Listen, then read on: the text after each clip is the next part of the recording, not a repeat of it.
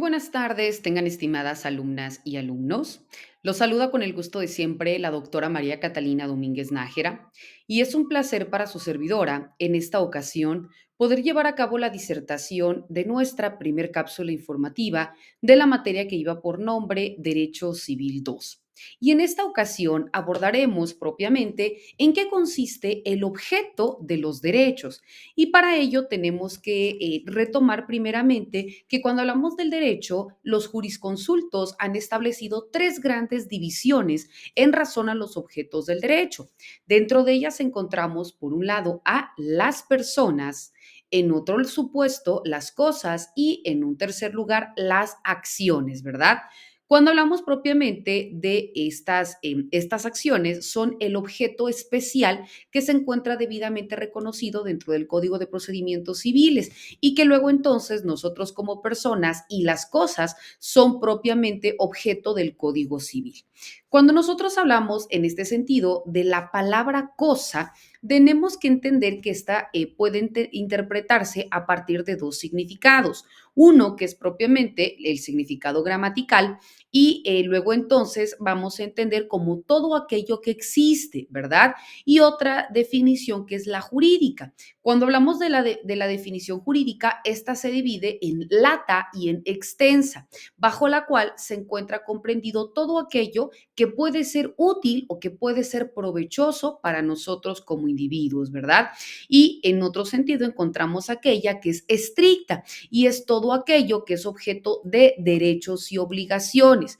Por ello, cuando hablamos en este sentido de las cosas, es aquella que va a producir la diferencia radical que hay entre las cosas y entre los bienes, los cuales es importante no confundirlos porque no son sinónimos. Cuando hablamos propiamente de esta forma de reconocimiento, vamos a comprender todo aquello que existe, como por ejemplo el aire, el sol, los astros, el mar, aunque útiles a todos nosotros como individuos, no son susceptibles de poder pertenecer a alguno en cuanto a su propiedad, es decir, es en cuanto podemos excluir a los demás, sino que pertenecen a todos en conjunto.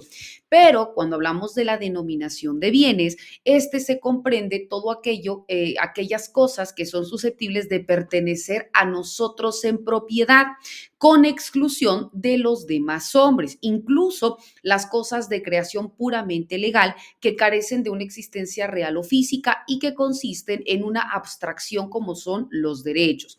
Entonces, cuando hablamos de la denominación de cosas, se comprenden los bienes, pero ambos existen esta diferencia esencial como el género y la especie. Es decir, cuando hablamos propiamente de aquella cuestión genérica, comprende luego entonces algo que le secunda y es la especie. Las cosas susceptibles de caer en propiedad de alguno y de formar parte de su patrimonio.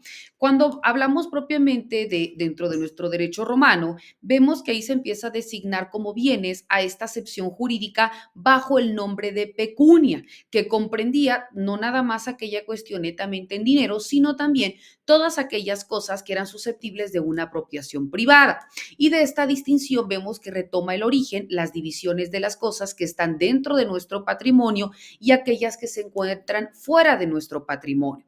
Vemos que esta primer forma de división comprende las cosas susceptibles de la apropiación privada de un individuo y aquellas que constituyen su fortuna, y entonces hablamos del patrimonio. Dentro de una segunda clasificación comprenden las cosas que pueden ser útiles al hombre, pero que no son susceptibles de pertenecer a una persona determinada y por tanto se encuentran fuera del comercio, es decir, aquellas que están propiamente fuera del alcance de nosotros. Así pues, vemos que existe una cosa incomercio o patrimonio cuando es susceptible de ser objeto de un derecho cualquiera, de una propiedad, de una posesión, y cuando hablamos de extra pecunium o extra patrimonium, que es cuando no es susceptible de una apropiación privada.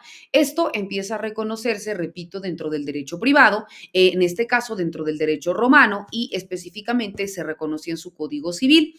Y cuando hablamos propiamente de las cosas que puedan estar fuera del comercio por su naturaleza o por disposición de la ley, pues también se empiezan a reconocer, ¿verdad? En estos instrumentos jurídicos, repito, en el derecho romano. Los bienes son de muchas especies y las diferencias que los distinguen provienen de la naturaleza misma o de la determinación de la ley. Aquí vemos que ya empieza a tener operancia un reconocimiento dentro de un instrumento jurídico normativo.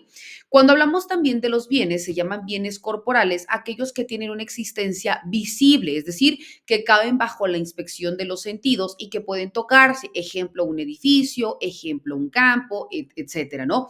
Pero cuando hablamos de los incorpóreos, vemos que son aquellos que no tienen una existencia material, es decir, que no pueden palparse, pero que consisten en verdades o verdaderas abstracciones que solo son perceptibles por medio de la inteligencia, como por ejemplo el usufructo, la servidumbre, la herencia, ¿no? Que más adelante lo vamos a ver cuando hablemos propiamente de esta forma de validación dentro de los derechos reales y la importancia que tienen, ¿verdad? Esta división debe su origen al derecho romano y fue transmitida a nuestra legislación y ha tenido por objeto distinguir los bienes propiamente dichos de los derechos del hombre que pueden tener sobre ellos, es decir, el derecho y luego entonces su objeto.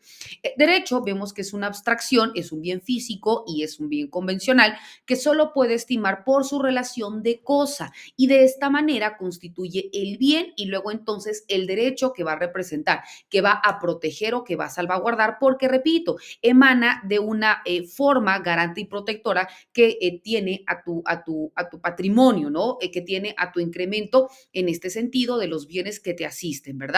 Se dice que hay una forma de reconocimiento también cuando hablamos propiamente dentro de esta validación de bienes, porque son todos aquellos que consisten en la masa o en el conjunto monetario, ya sea tangible o que también puedes tener tú como derecho como individuo y que luego entonces, repito, el Estado a través de la norma jurídica te va a garantizar, ¿verdad? Vemos, estimados alumnos, que estos y otros temas son los que de manera muy puntual vamos a continuar disertando en nuestras subsecuentes cápsulas informativas, así como también en nuestras sesiones virtuales, quedando como siempre sus apreciables órdenes ante cualquier duda o comentario y les deseo el mayor de los éxitos. Hasta luego.